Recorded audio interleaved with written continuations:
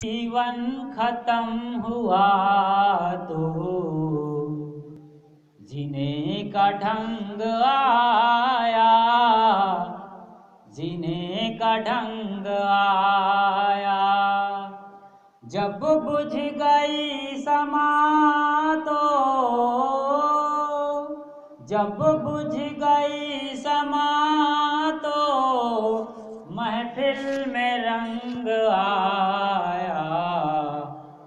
जीवन खत्म हुआ तो जीने का ढंग आया।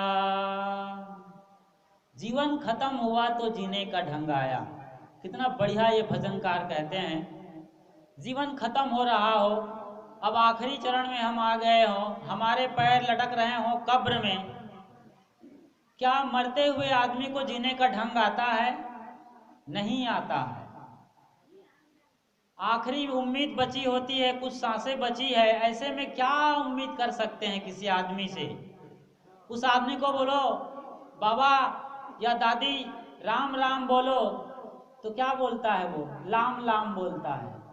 सभी इंद्रियां जवाब दे दिया है, शरीर शिथिल हो गया है, पैर रखता कहीं और है, पड़ता कहीं और है, पूरा शरीर बेकाबू हो गया है।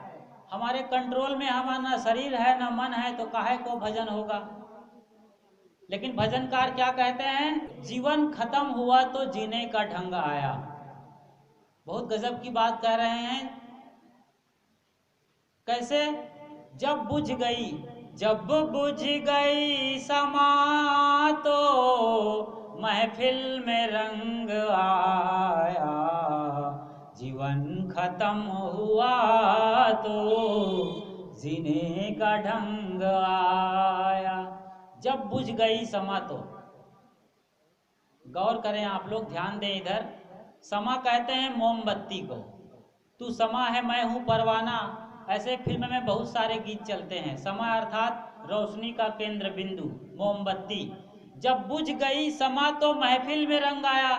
महफिल अर्थात सभा लगी हो रात में, बड़ी चकाचौंध लाइट डेकोरेशन, अचानक बत्ती गुल हो जाए, बिजली चली जाए तो क्या सभा में महफिल में रंग आता है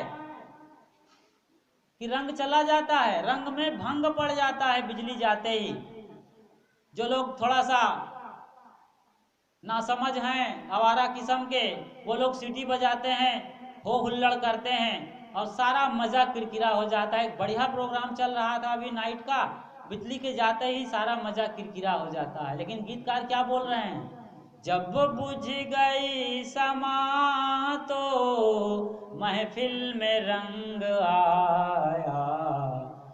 तो बत्ती के जाने से रात में महफिल में कोई मजा नहीं आता, रंग में भंग पड़ जाता है। ठीक ऐसे ही हम बुढ़ापे के निकट हो जाएंगे, बूढ़े हो जाएंगे, मृत्यु शैया पर होएंगे तो हमें जीने का कोई ढंग नहीं आएगा। बुढ़ापा में कोई जिंदगी का खागा फिर से सीख सके, इसकी उम्मीद बची है। फिर से ऊर्जा आए, जवानी आए, जोश आए, कायदे और कानून के साथ जी सके, बढ़िया जीवन शैली के साथ जीवन की कला आवे, ये संभव नहीं है। तो क्या है फिर?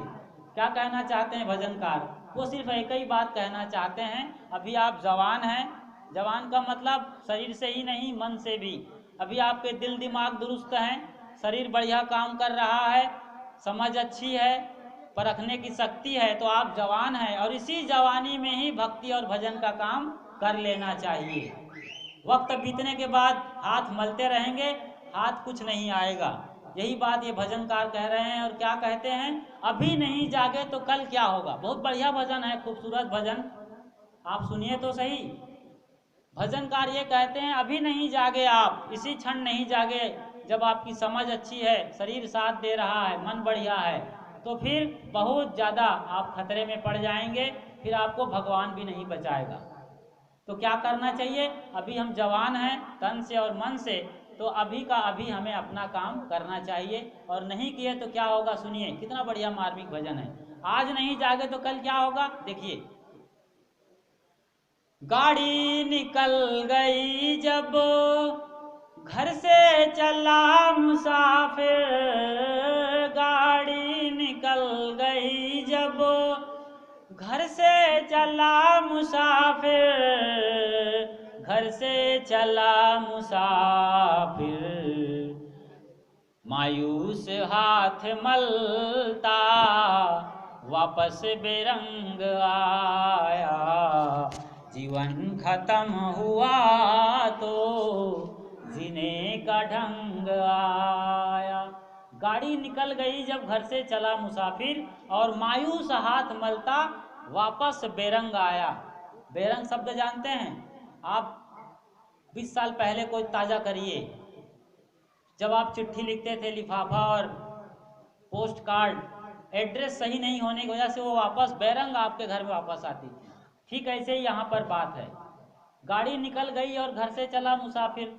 आपको मालूम है कि बस का टाइम 10:30 को है। आप 10:30 को घर से चलेंगे तो क्या बस वाला खड़ा रहेगा? और कहीं ट्रेन में जाना हो आपको तो कम से कम 2 घंटे पहले घर से निकल जाइए, वरना आप बीच में ऑटो में अटक जाएंगे, आपकी ट्रेन चली जाएगी, रिजर्वेशन का सारा पैसा बेकार चला गया। पता नहीं शहर में कभी दंगा फसाद हो जाए, कर्फ्यू लग जाए, कौन सा रूट बदल के जाना पड़े। इसलिए कम से कम आप ट्रेन में यात्रा करने वाले हैं, रिजर्वेशन है तो 1 घंटा पहले आराम से पहुंचे प्लेटफॉर्म में। वहाँ यूं ही देखते देखते ट्रेन का टाइम हो जाता है, समय निकल जाता है। लेकिन आप देर से निकल रहे हैं। लोग बस स्टॉप पे आते हैं और कहते हैं अरे बस तो छूट गई। अरे वाह जनाब, बस नहीं छूटी साहब, आप छूट गए। बस को तो जहाँ जाना था वो चली गई अपने राइट टाइम पे। छूट हम जाते हैं, लेकिन फिर भी हम अपने को धोखा देते हैं कि बस छूट गई। मतलब अपनी गलती हम नहीं स्वीकार कर रहे हैं कि हम लेट करते हैं और इसी वजह से हम पिछड़ गए। आज बस नहीं मिली या फिर वक्त पर काम नहीं हुआ। फिर मायूस हाथ मलता वापस बेरंग आया, वापस बेरंग आया। मुंह लटकाए आते हैं, फिर लोग हंसी उड़ाते हैं, वो अलग। काम नहीं हुआ अलग। कई दिक्कत हमारे सामने आ जाती है। इसलिए समय से समय का काम करना चाहिए। जैसे माँ बहनें हैं, इनको मालूम है कि कल हमको सेमी की सब्जी बनाना है, तो आप सीरियल देखते देखते क्या कर रहे हैं? सेमी लेके बैठो ना, आप बरबट्टी लेके बैठो, बोड़ा बरबट्टी। जो सब्जी को आप पहले कर सकते, जैसे भिंडी है कर लीजिए, फूल गोभी करके रखिए, सुबह कर दीजिए, शाम को बन जाए ना। ये टाइम बचाने का काम है। ये मैनेजमेंट हमारी माँ बहनें जानती हैं, जो नहीं जानती उन्हें इन लोगों से सीखना चाहिए। लाइफ मैनेजमेंट MBA करते हैं लोग, मास्टर ऑफ बिजनेस एडमिनिस्ट्रेशन का कोर्स करते हैं, जिंदगी को नहीं समझते हैं और बड़े बड़े कंपनियों में कंपनी चलाने का, ठेकेदारी का और उद्योग धंधे चलाने का लाइसेंस लेकर के मैनेजमेंट सीखते हैं। जहाँ जिंदगी का मैनेजमेंट नहीं है, तुम्हारे अपने बाप से कब मिलना चाहिए, माँ के साथ कब कितनी देर बैठना चाहिए, उसके भी अपने आंसू हैं। क्या आंसू पोंछते हैं हम अपने माँ बाप के? क्या हम अपने बड़े बुजुर्गों के लिए मौका निकालते हैं? नहीं। तो फिर जब तक हम समय की कीमत को नहीं पहचानेंगे, समय की कदर नहीं करेंगे, समय हमें देखते देखते रद्दी के टोकरी में डाल देगा। हमारी कहीं इज्जत नहीं रहेगी, शरीर और मन से हम थक जाएंगे और एक किनारे कोने में पड़े रहेंगे। इसलिए वक्त को वक्त में पहचाने। देखिए आगे क्या कहते हैं भजनकार। फुर्सत के वक्त में ना सुमिरण का वक्त निकला, सुमिरण का वक्त निकला, उस वक्त वक्त मांगा, उस वक्त वक्त मांगा, जब वक्त तंग आया, जीवन खत्म हुआ तो जीने का ढंग आया। जब बुझ गई समा तो महफिल में रंग आया, जीवन खत्म हुआ तो जीने का ढंग आया। उस वक्त मांगा जब वक्त तंग आया। फुर्सत के वक्त में ना हमने सुमिरन का वक्त निकला। हम जब फुर्सत में होते हैं, खाली समय में होते हैं, तब ना तो हमें कुछ सूझता है, ना हम आगे की कभी सोचते हैं। दुख में सुमिरन सब करे, सुख में करे न कोई। जो सुख में सुमिरन करे, तो काहे दुख होए। कबीरा तो काहे दुख होए। दुख में तो हर किसी को भगवान की याद आती है। जब चोट लगती है, जब मार पड़ती है प्रकृति की, जब हाथ पैर कटते हैं, बिस्तर पर बेड रेस्ट लेते हैं, पट्टी बंधी है, तब पता चलता है जिंदगी क्या होती है। लेकिन जब बढ़िया है, हम पैसे कमा रहे हैं, नोट गिनने में मजा आ रहा है, हमारे बच्चे बाटी खेल रहे हैं, तो उनको डांटते हैं, अरे क्या कांच की गोली खेलते रहते हो दिन भर। उनको कोई मजा नहीं लगता कांच की गोली खेलने में। जबकि बच्चे थे तब वो भी कांच की गोली कंचा खेला करते थे। उनको तो मजा आता है नोट गिनने में। नोट गिनता है तो लगता है रिजर्व बैंक के गवर्नर जनरल हम ही हैं, वित्त मंत्री हम ही हैं, देश संभाले हैं, पूरी दुनिया संभाल रहे हैं। अरे बच्चे आपसे ज्यादा खुश है साहब। आप तो नोट गिनने के बाद भी पछताओगे कि 99 नोट निकला, साला एक नोट कहाँ चला गया।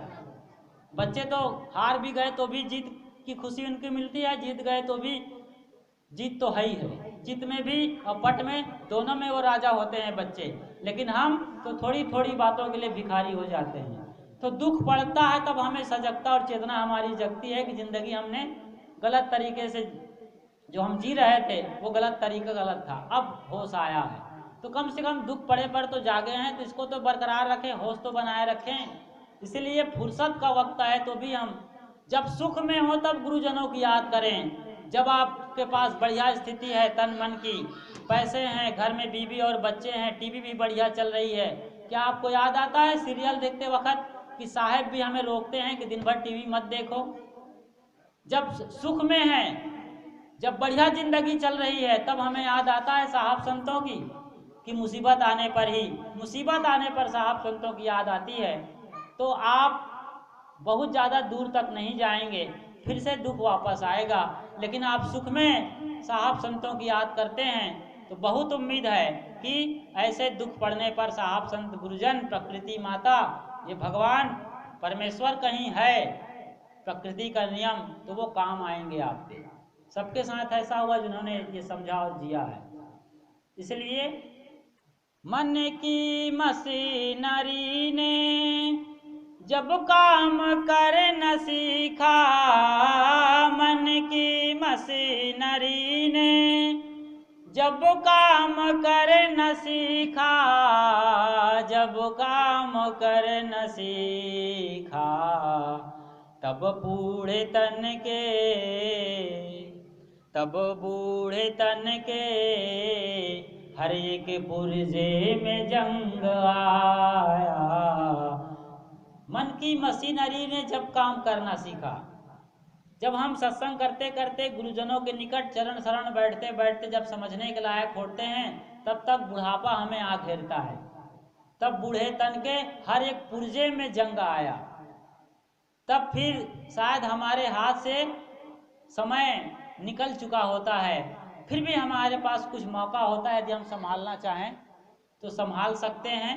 नहीं तो आखिरी दशा क्या होगी, आप सुने आखिरी पंक्तियां इनकी, गौर से सुने। आपने भजनों को नहीं सुना है सभी पंक्तियों को, तो ये आखिरी पंक्तियां, आखिरी अंतरा जरूर सुनिए आप गौर से, जो भी जहां कहीं भी हैं। आइयो निहार कर जब हथियार फेंक डाले, आइयो निहार कर जब हथियार फेंक डाले, हथियार फेंक डाले, यमराज फौज लेकर, यमराज फौज लेकर करने को जंग आया।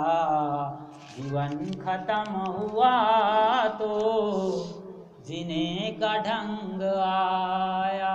आयु ने हार कर जब हथियार फेंक डाले, सभी इंद्रियां शिथिल हो गई, आंख से ठीक से दिखाई नहीं देती, कान से ठीक से सुनाई नहीं पड़ती, हाथ पैर से हम कहीं सत्संग सुनने की जगह पर जा नहीं सकते, हाथ से परमारथ नहीं कर सकते।